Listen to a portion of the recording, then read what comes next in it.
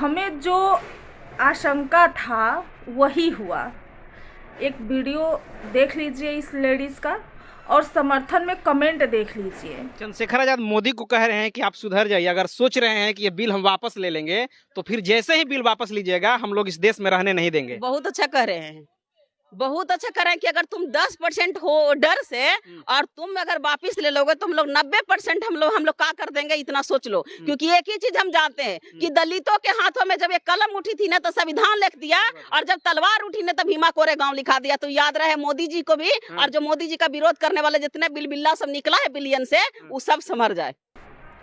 ये बोल रही हैं कि जनरल के सिर्फ 10% हैं और हम लोग 90% हैं, तो ये वापस ये कानून क्यों लिया गया? आप लोग रोड पे उतर आओ।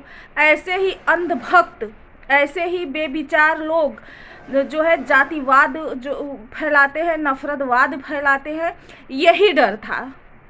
और ये देखिए कितने तेज़ी से बढ़ रहा है, जैसे जंगल में सूखी लकड़ियों में आग लगती है उस तरह ये जो है कि कितना तेज़ी से बढ़ रहा है। भारत में ही भारत जो है कि जैसे कि भारत और पाकिस्तान की लड़ाई होती है, वैसे हिंदू हिंदू में लड़ रहे हैं। वाह रे मोदी जी वाह! ऐसा आपसे उम्मीद हमें नहीं था जो आप किए। वोट लेने के लिए, एक तो आप वोट चुरा लेते हो, आपको वोट लेने की ज़रूरत है नहीं है, आप तो चोर हो, आप चुरा लेते हो वोट। एक तरफ आप बोलते हो, फकीर नहीं हो, आप चोर हो।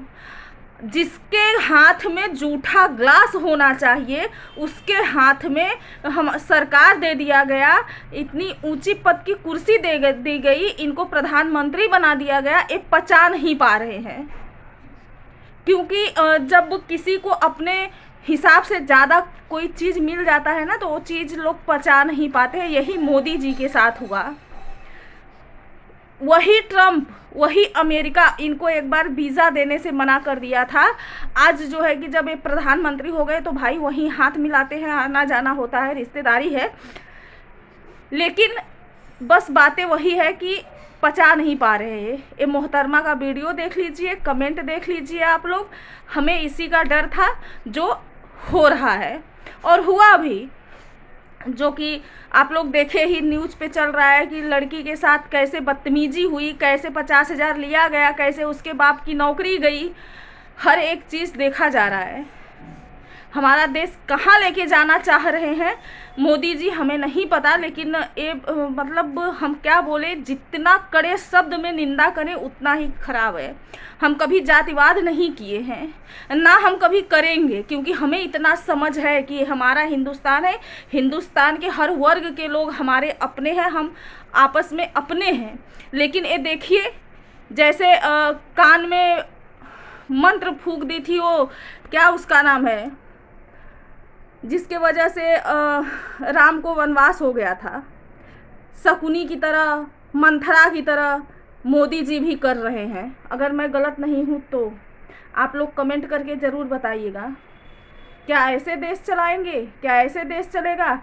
मोदी जी आपने तो अपने पैर पे कुल्हाड़ी मार लिए, अब जीतना तो आपका नामुमकिन है। हाँ, चोरी करके आप कुछ भी कर सकते हो, जैसे कि करते आ रहे हो।